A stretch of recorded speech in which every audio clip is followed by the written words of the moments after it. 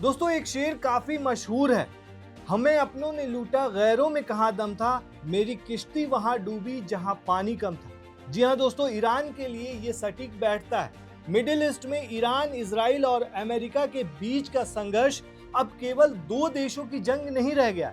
इस युद्ध ने उन अरब और मुस्लिम देशों की पोल खोल दी है जो सार्वजनिक मंचों पर तो फिलिस्तीन और मुस्लिम एकजुटता की दुहाई देते हैं, लेकिन युद्ध की इस घड़ी में उनके सैन्य ठिकाने और खुफिया तंत्र अमेरिका के लिए पूरी तरह से सक्रिय पाए गए, एक्टिव पाए गए। सार्वजनिक इनकार और गुप्त सहयोग का ये पूरा खेल दोस्तों अब एक्सपोज हो चुका है।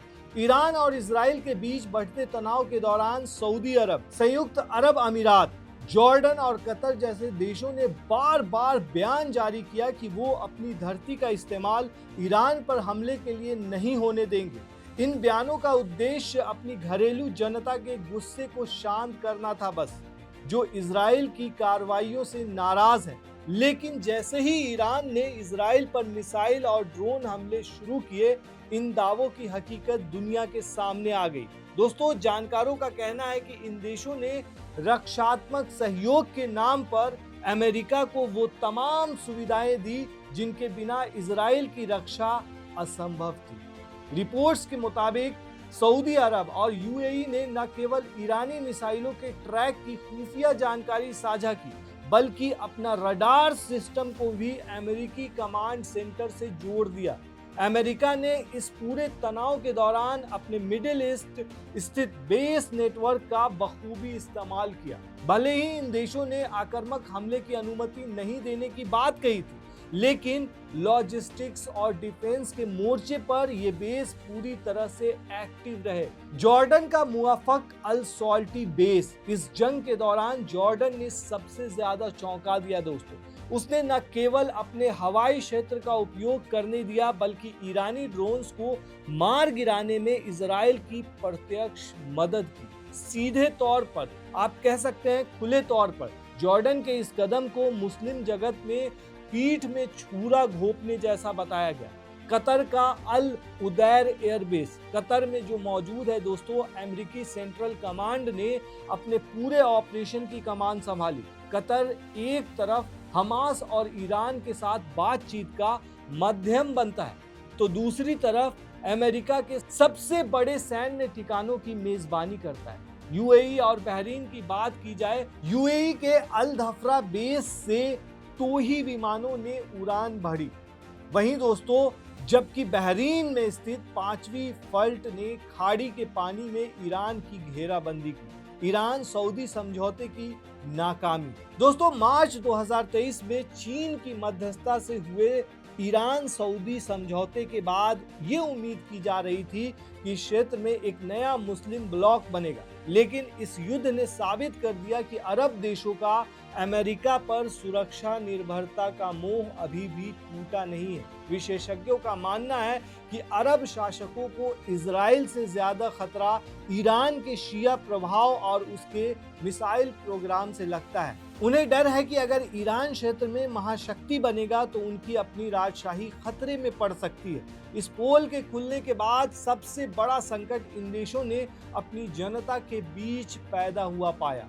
अरब जगत की सड़कों पर आम नागरिक फिलिस्तीन के समर्थन में हैं, लेकिन उनकी सरकारें उस अमेरिका की मदद कर रही हैं जो इजराइल का सबसे बड़ा संरक्षक है। सोशल मीडिया पर जॉर्डन और सऊदी अरब के शासकों की तीखी आलोचना हो रही है। जानकारों का कहना है कि दोहरी नीति लंबे समय तक नहीं चल सकती। कुल मिलाकर मिडिल ईस्ट के मुस्लिम देशों की स्थिति आगे कुआं पीछे खाई जैसी है। वे अमेरिका को नाराज करके अपनी सुरक्षा जोखिम में नहीं डाल सकते और ईरान का खुलकर साथ देकर इजराइल अमेरिका की दुश्मनी मोल नहीं ले सकते। लेकिन इस युद्ध ने दोस्तों उनके उस नकाब को उतार दिया जिसमें वे खुद को स्वतंत्र और तटस्थ दिखा रहे थे।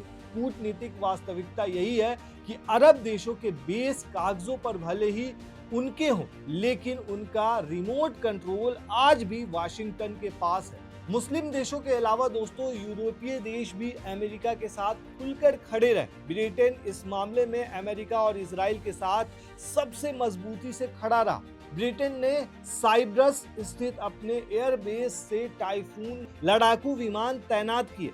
इन विमानों ने न केवल इजराइल की ओर आने वाले ईरानी ड्रोनों को मार गिराया, बल्कि कतर के अलुदैद बेस की सुरक्षा में भी मदद की। प्रधानमंत्री वहां के जो हैं गिर स्टारमर एक तरफ संघर्ष विराम और कूटनीति की बात करते हैं, लेकिन दूसरी तरफ ब्रिटिश सेना को ईरान के खिलाफ रक्षात्मक ऑपरेशनों में सीधे तौर पर शामिल रखते हैं। फ्रांस और जर्मनी की स्थिति भी थोड़ी सतर्क रही।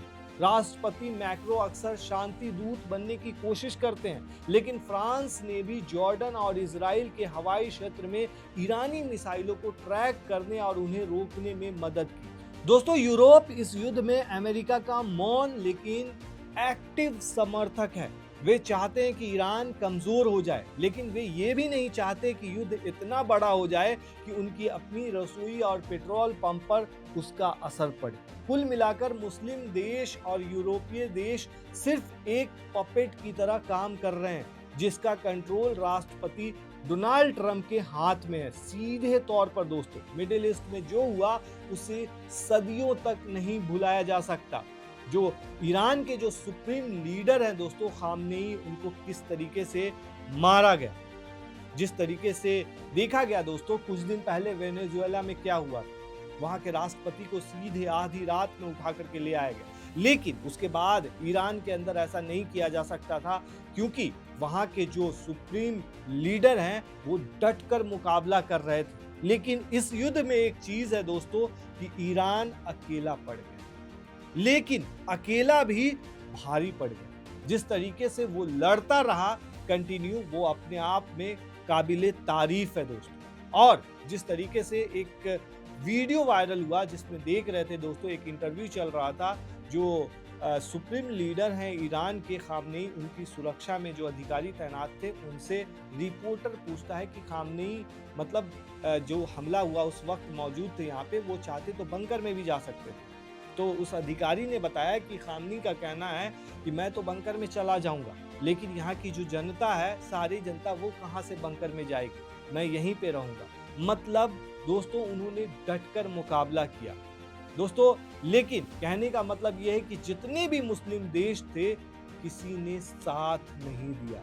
मतलब ईरान का अकेला पड़ गया और अकेला लड़ता रहा। आप क्या कहते हैं इस पूरे मामले पर, हमें कमेंट में जरूर बताएं। शुक्रिया।